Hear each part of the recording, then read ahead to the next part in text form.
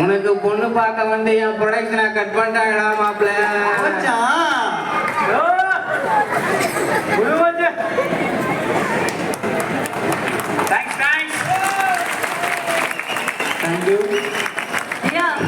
என்னையா பண்ணீங்க? கலாட்டா பண்ணீங்களான்னு தெரியல, நல்லா கலவரம் பண்ணிட்டீங்க. சூப்பர். இந்த குழுவுக்கு மிகப்பெரிய கைத்தல கொடுக்கலாமா? அதாவது ஒரு வசனத்தை ஞாபகம் வச்சுக்கிட்டு கண்டிப்பா அது நடனம் அண்ட் இதெல்லாமே ரொம்ப அழகா செய்த இந்த பெண்ணுக்கு நல்லா கைத்தருங்க. நடனத்தை பிரிச்சு